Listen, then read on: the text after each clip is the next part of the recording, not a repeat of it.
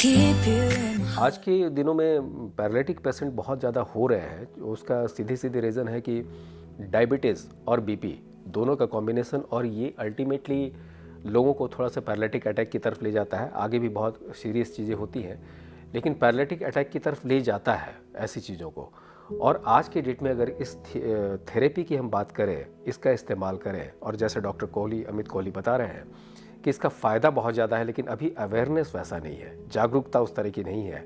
और इसीलिए आज हम कोशिश किए थे कि इस पॉइंट पर ज़रूर बात करें। मुंबई से स्पेशली आए हैं हमारे यहाँ श्री जेजेटी विश्वविद्यालय में, जेजेटी स्टूडियो में। तो ये बहुत अच्छा सब्जेक्ट लगा कि आम लोगों को इसके बारे में पता चले, जागरूक हों और इन सारी चीज़ों को ले सके। तो पैरालिटिक अटैक की बात जो कर रहे थे डॉक्टर, उसमें ब्रेन पर भी बहुत ज़्यादा असर पड़ता है। क्या वो उस पर भी काम करता है अगर रेगुलर इसको किया जाए तो? आपके जैसे अगर आपका ब्रेन पैरालिसिस में मतलब एक आपका आर्टरी ब्लॉक हो जाती है जी। अगर आपको यहाँ से एयरपोर्ट जाना है जी। तो आपका हाईवे बंद हो गया है, तो आपको जाना तो एयरपोर्ट है, आपको पहुँचना उधर ही है, तो आप दूसरा रूट आप कोशिश करेंगे दूसरे रूट से जाने। बिल्कुल। तो ये जो दूसरा रूट है, ये हाईवे आपका ब्लॉक हो गया है पैरालिसिस की वजह से। तो ये जो दूसरे ब्रेन के पाथवेज है, न्यूरोनल पाथवेज, इसको वो डेवलप करता है। तो अच्छा। फाइनली इसे वो हाईवे बना देता है। तो अच्छा, इस प्रैक्टिस से वो हाईवे बन जाता है। हाँ जी, मतलब इसीलिए रिकवरी आपको दिखाई देती है, बैलेंस दिखाई देता है, कंट्रोल, कोऑर्डिनेशन दिखाई देता है जी। तो ये टाइम लगता है, ये एक दिन का टाइम नहीं है। बट क्या बेनिफिट होता है? The answer is yes, definitively. उसके अलावे और किस तरह के पेशेंट में ये कारगर है? जैसे मेरा स्पेशलाइजेशन ऑर्थोपेडिक का है। हम ऑर्थोपेडिक में बहुत सब, जैसे फ्रैक्चर्स है, आपके लिगामेंट इश्यूज है। अभी किसी का लिगामेंट टूटा हुआ है, तो उनको मेरे पास एक थोड़े टाइम पहले आए थे एक फुटबॉल प्लेयर, उनका लिगामेंट 2 बार टूट गया था और उनका ऑपरेशन के बाद में नी बेंड नहीं हो पा रहा था। अच्छा। अभी he is a 23-year-old player. अच्छा। तो उनको he has to get back, क्योंकि उनका प्रोफेशनल फुटबॉलर है। अगर उनका पैर चले गया तो he is not been able to play. तो उनका फिर पैर बेंड करना उनका नॉर्मल एक्टिविटी में, और उसके बाद में नॉट ओनली दैट, आपको वो स्किल सेट फुटबॉल तक लेके जाना। एक्वेटिक थेरेपी क्या करता है कि आपका जो टाइम पीरियड है बेसिकली, जहाँ पे आपको 6 महीना लगेगा ट्रीटमेंट होने के लिए, वो टाइम पीरियड को आप रिड्यूस कर देता है, ऑलमोस्ट हाफ या 2/3 तक रिड्यूस कर देता है। जहाँ पे आपको 6 महीने लगेगा, जैसे मैंने कहा, वहाँ पे आपको 3 महीने लगेंगे जी। Finally we live on land, ये हमें याद रखना है। तो ये ट्रांजिशन है बेसिकली कि एक्वेटिक थेरेपी से हम लैंड पे लेके आने का। तो ये मतलब ये फिजियोथेरेपी जिस तरह से चीज़ों को ठीक करता है, उसमें अगर एक्वा मतलब पानी वाली थेरेपी अगर जुड़ जाती है, तो क्या फिर फिजियोथेरेपी की ज़रूरत नहीं है? वही पानी में ही वही थेरेपी की जा रही है फिजियोथेरेपी? नहीं, फिजियोथेरेपी का एक पोर्शन इज एक्वेटिक थेरेपी। अच्छा, वो भी साथ में चलेगा और ये भी साथ में चलेगा। जैसे अभी मेरे पास कोई पेशेंट आएंगे, जैसे पैरालिसिस हो गया या कोई भी पेशेंट आएंगे जी, तो उनको हम हफ्ते में समझो 3 टाइम बुलाते हैं जी। तो उनको 2 टाइम एक्वा दिया जाता है, 1 टाइम लैंड दिया जाता है। अच्छा। जैसे जैसे पेशेंट बेटर होता है, 1 लैंड 1 एक्वा करेंगे, और फिर एकदम जब बेटर फील होता है तो एक्वा सिर्फ 1 रहेगा, 2 लैंड हो गए।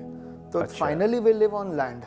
तो वैसे ट्रांजिशन करते 2 एक्वा से करते करते करते हम 1 एक्वा करते, और पहले जैसे हमारा 1 लैंड सेशन होता था, वैसे फिर 2 लैंड सेशन होते। तो वैसे वो ट्रांजिशन है।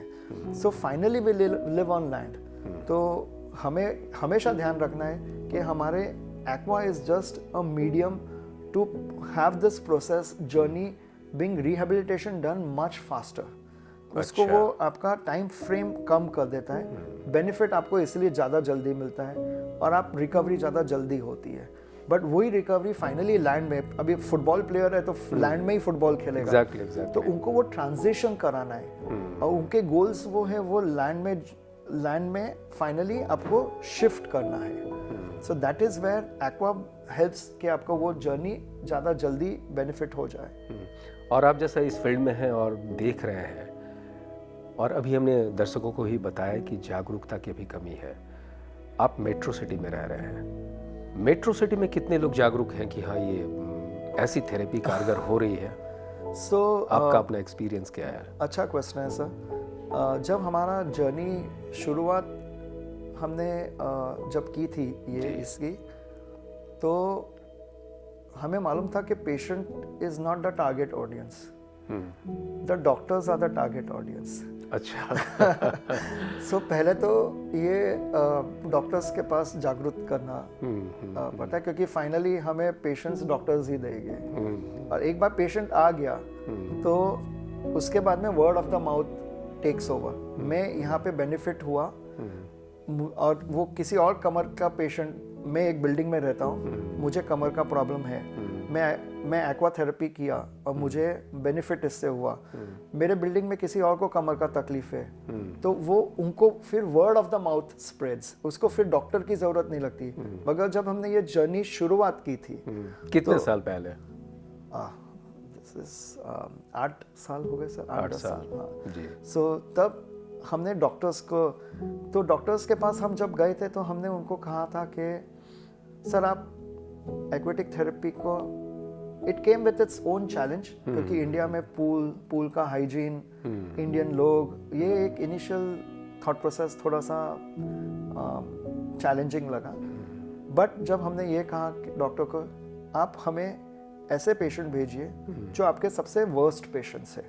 अच्छा। आप ऐसे पेशेंट भेजिए जो आपके सबसे ज़्यादा चैलेंजिंग है, जो आपको लगता है कि अभी तक ठीक नहीं हो रहे। जी। किसी का पैरालिसिस ठीक नहीं हो रहा है, किसी का लिगामेंट ठीक नहीं हो रहा है, किसी का स्ट्रेस लेवल्स ठीक नहीं हो रहा है। ऐसे पेशेंट्स डॉक्टर्स के पास मतलब बहुत भरपूर है कि मेरे पास एक पेशेंट आ रहा है और वो ठीक ही नहीं हो रहा है। मतलब वो क्रिटिकल कंडीशन उस तरह का हो। हाँ, क्रिटिकल तो हो है, या फिर उनको एक लॉन्ग टर्म पेशेंट है, मतलब तो लॉन्ग टर्म पेशेंट तो आप लोगों के लिए भी वो डिफिकल्ट हो जाता होगा, क्योंकि जैसा आपने बताया कि वही तो चैलेंज है। 6th मंथ में ज़्यादा इजी होता है। हाँ, तो उसमें भी फिर अगर आप उसको बेनिफिट करके दे दें और उनका बैलेंस आ गया जी, तो उनको फिर हमें फिर डॉक्टर के पास जाने की जरूरत नहीं पड़ी। पेशेंट ही जाके डॉक्टर के पास, वो 100 जगह बात करेंगे अपने बारे में। करेक्ट। क्योंकि एक तो उनका ठीक हो जाना अपने आप में खुशी, और उसको 10 जगह 100 जगह बात सर करना। आप ये बिलीव कीजिए कि एक पेशेंट 1.5 साल हो गया है, और पेशेंट को छोड़ दीजिए सर, पेशेंट के जो आजू बाजू के बिल्डिंग के लोग है ना, पेशेंट को आके बोलते हैं मेरे ख्याल से आप है ना अभी अच्छी तरह चल रहे हैं, पहले आप अच्छी तरह नहीं चलते थे, मगर क्या कर रहे हैं आप। तो पेशेंट का सडनली कॉन्फिडेंस बढ़ जाता है कि यार मतलब मैं सही जगह पे कर रहा हूँ, और जो मैंने राह पकड़ी है वो एकदम सही है। अब बिलीव नहीं करोगे सर, और ये हमने एक बार नहीं, ये बहुत बार देखा है। 6 महीने का बच्चा है सर, ठीक है, उसको एक स्पेशल चैलेंज्ड बच्चा है। मैं ये नहीं बोलूंगा कि मंद बुद्धि है, बुद्धि एकदम सही है, फिजिकली चैलेंज्ड है। ठीक है, बच्चा बात नहीं कर सकता, बोल नहीं सकता, मगर वो पूल में आया, 2-3 सेशंस किए, ठीक है, और चौथी टाइम मदर ने खाली स्विमिंग कॉस्ट्यूम वो बच्चे को दिखाया, तो उसके हाथ पैर है ना उस तरीके से मूवमेंट होना चालू हो गया जैसे पूल में मूवमेंट होता है। और ये फीडबैक हम नहीं दिया है, ये फीडबैक मदर्स ने दिया है, और उसको मालूम है कि मैं पूल में जाने वाला हूँ।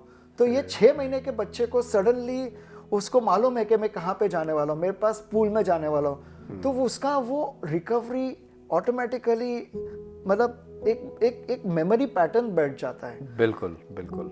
यही स्पेशल बच्चे कई बार जब एडोलेसेंस में आते हैं, जहाँ पे 11, 12, 15 साल के बच्चे हैं, ये एडोलेसेंस में आते हैं, इनको पहले मदर्स उठा के लेके आ सकती थी, बट जैसे ही बच्चा 12-15 साल में आता है तो उनको उठाना मुश्किल हो जाता है। बिल्कुल। तो और होता ऐसा है कि जो आजू बाजू के लोग हैं ना, वो भी मान जाते हैं, पेशेंट भी मान जाते हैं कि बस अभी मेरी यही लाइफ है, मगर उसमें कई बार जैसे आप बेनिफिट दिखाई देता है।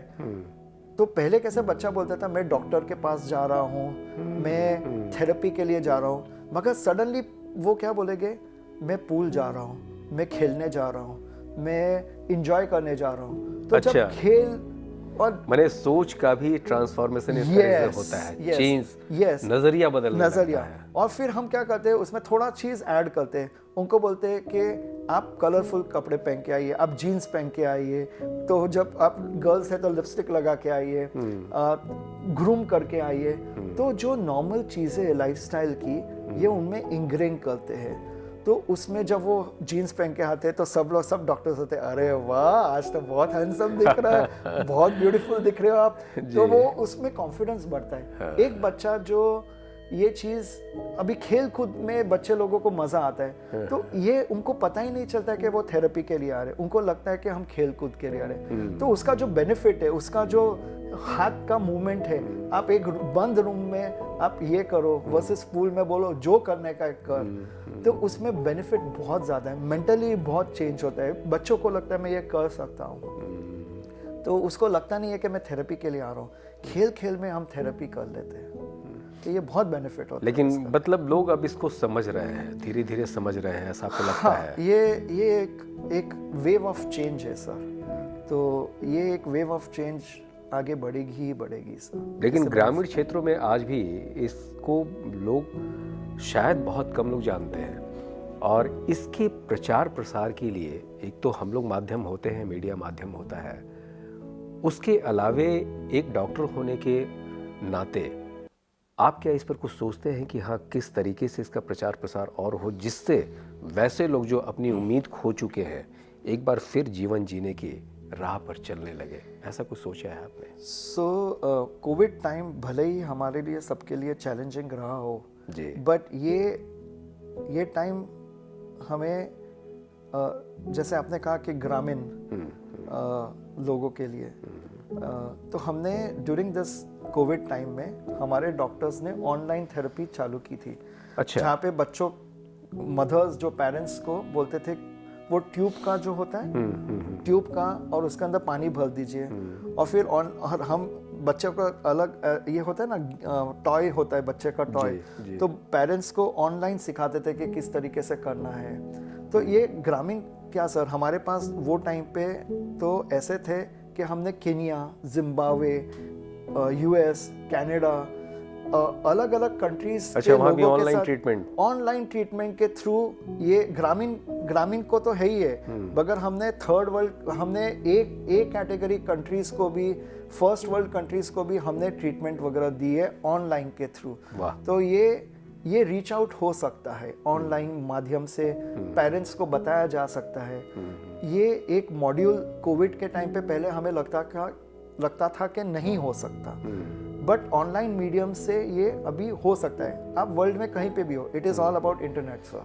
बिल्कुल आपके बिल्कुल पास है तो जैसे इसी में आप अगर सोशल मीडिया का यूज़ करते हैं, चूँकि एक इतना बड़ा प्लेटफॉर्म मिल रहा है, इतना बड़ा एक आसमान आपको दे देता है ओढ़ने के लिए, कि अगर एक प्रॉपर वे में हम प्लानिंग करके उसके माध्यम से जाएं, तो किसी की भी नज़र पड़ती है, इंस्टाग्राम हो गया, यूट्यूब हो गया, सारी चीज़ें तो नज़र पड़ती है, तो उस पर आज के डेट में जैसा देखा जा रहा है कि तुरंत क्लिक होता है। तो अगर इस चीज़ पर भी फोकस किया जाए तो हमको लगता है कि सिर्फ ना इसके नाते कि लोग इसको जाने, वैसे लोग जैसे अभी हमने बताया कि जो उम्मीद खो चुके हैं वो फिर से इस लाइन पे आ जाए, तो एक बड़ा काम करने की ज़रूरत तो है। यस एब्सोल्युटली सर, दिल से जो भी किया गया जो काम होता है, मतलब और सच्चे दिल से एकदम बाय ट्रूथफुली किया गया, वो भले ही वो 30 सेकंड की क्लिप हो सर, मगर वो दिल पे पहुंच जाती है, जहाँ पहुंचने चाहिए वहाँ पे पहुंच जाती है। इसीलिए कह रहे हैं। हाँ, सो मतलब आपने सच्चे दिल से, आपको मन में ये है कि आपका ये टारगेट ऑडियंस, ये सब एक साइड में रख के जिसका है सोशल मीडिया में, मगर एक आपने जो चीज़, एक वीडियो बनाया है, आपने एक जेन्युइनली आपने जो पर्पस के लिए बनाया है और एक सच्चे दिल से कई बार जो बनाया गया है, और जो पेशेंट के भी जो आव भाव, आपने जैसे कहा कि जो वीडियो पे हम देख रहे थे कि पेशेंट एकदम सो गए, वो आव भाव है ना 30 सेकंड्स के क्लिप में दिखाई देते हैं, और वो एक जहाँ पहुँचना चाहिए वो पहुँच जाते हैं।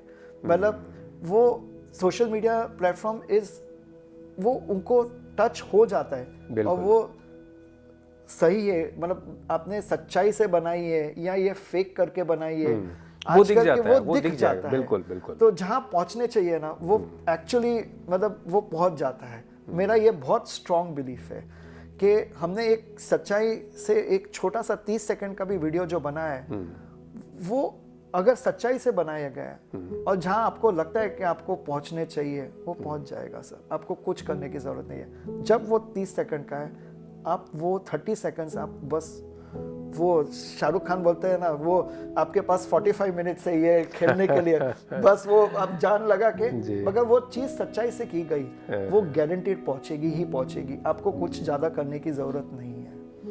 अच्छा, ओल्ड एज, आज भी ट्रीटमेंट वैसे ही चल रहा था, ओल्ड एज के जितने भी लोग हैं उनके लिए किस तरीके से, कौन कौन से रूप में कारगर है? सो ओल्ड एज में आपका मेन होता है एक पेन, आपका होता है बैलेंस, कोऑर्डिनेशन इश्यूज, ये सब बेसिकली, प्लस एनर्जी अगर कम हो रही है, एनर्जी कम हो रही है तो सो ये सब चीज़ का बेसिक सबसे ज़्यादा जो बेनिफिट है जो एज ग्रुप में एक्वेटिक थेरेपी, और मेरे को ये बोलना मैं भूल गया हूँ कि एक्वेटिक पूल जो हम जो एक्वेटिक बोल रहे हैं वो एक इंडोर फैसिलिटी है, और जो पूल है वो टेम्परेचर कंट्रोल्ड पूल है।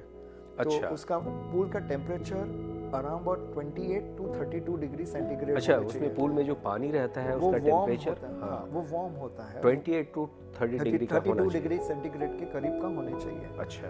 हम हमेशा क्यों कंफर्टेबल गर्म पानी में नहाने में क्यों कंफर्टेबल रहते हैं? क्योंकि when we are in the womb of our mother, जो एम्बिएंट टेम्परेचर होता है वो अराउंड अबाउट 32 33 के टेम्परेचर पे एक एम्बिएंट, एक कंफर्टेबल टेम्परेचर होता है जी। सो इसीलिए जब भी हम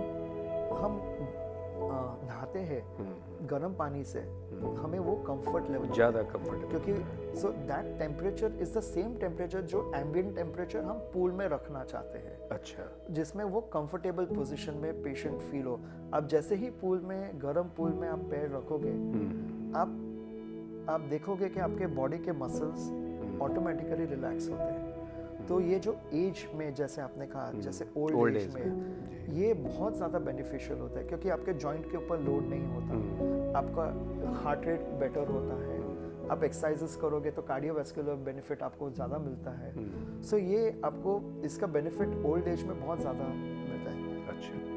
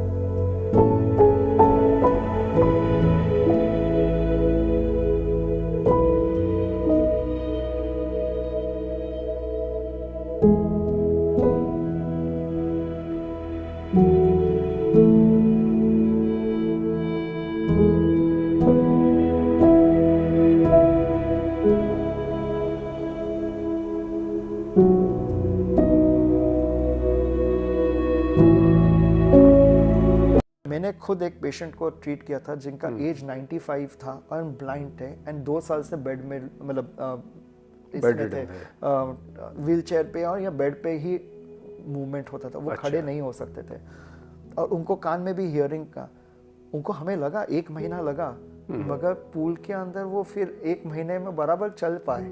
मतलब अच्छा, जो व्हील चेयर पे बैठे हैं व्हील चेयर पे बैठे उनको आराम से पूल में आराम से चल के उनके जो सन बेटे वगैरह थे उन्होंने कहा कि ये मतलब बहुत ही अभी उनके लिए तो मिरेकल था। मिरेकल है। वो बोलते हैं बाथरूम अभी सपोर्ट के साथ चल के जा सकते हैं, मगर बाथरूम चल के जाते हैं, जबकि वो व्हील चेयर में करते थे। तो ये छोटी छोटी जो चीज़ें होती है ये ओल्ड एज में बहुत बेनिफिट करती है। कई बार 200 केजी का आदमी है, ठीक है, अच्छा। बहुत ज़्यादा वेट है, उन्हें इधर से 100 मीटर्स तक चलने में उनको बहुत दम लगता है, उनको ब्रेथलेसनेस होती है, वो वेट लैंड में नहीं कैरी कर पाते।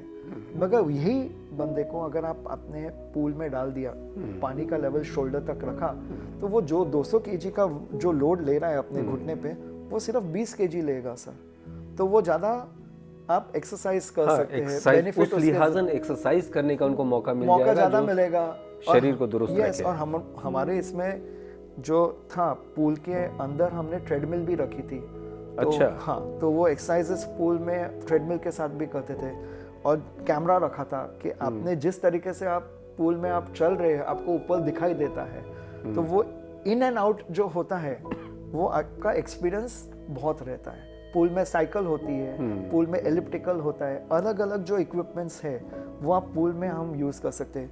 पूल के अंदर से आपका ये होता है, पानी का फ्लो होता है, आप उसके अगेंस्ट में एक्सरसाइजेस करोगे तो उसका बेनिफिट आपके पास ज़्यादा होता है।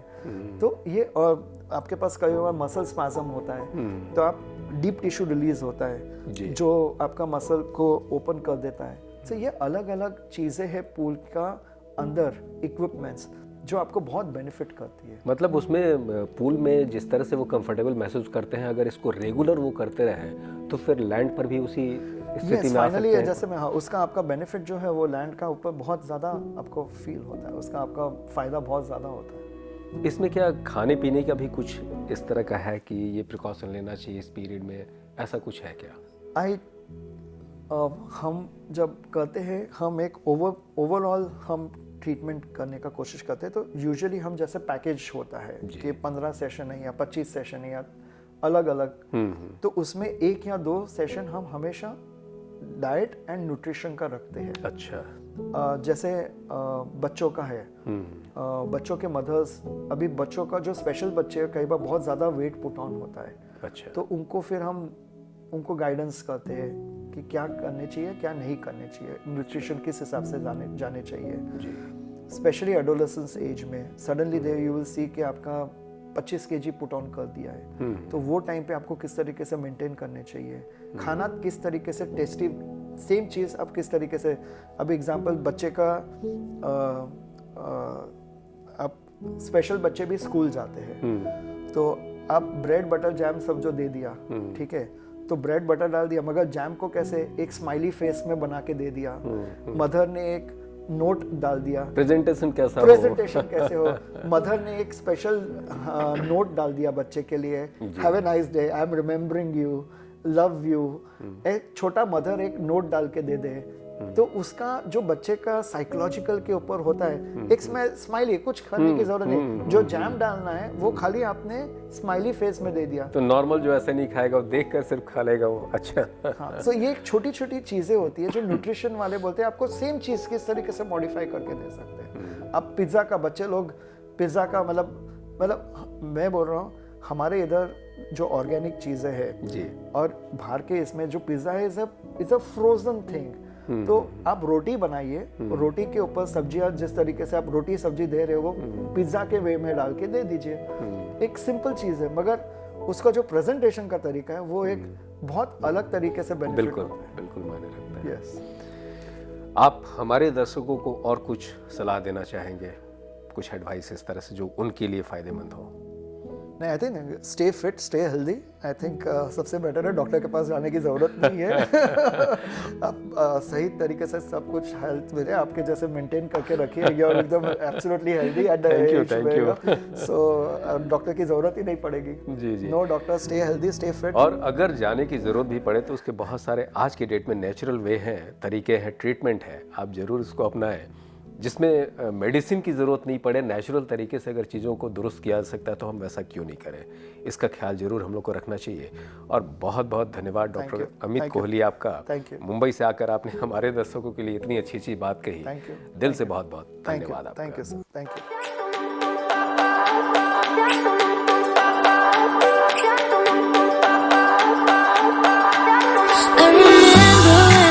Staring photo, don't forget the way you look me in the eyes, and I keep you in my heart is where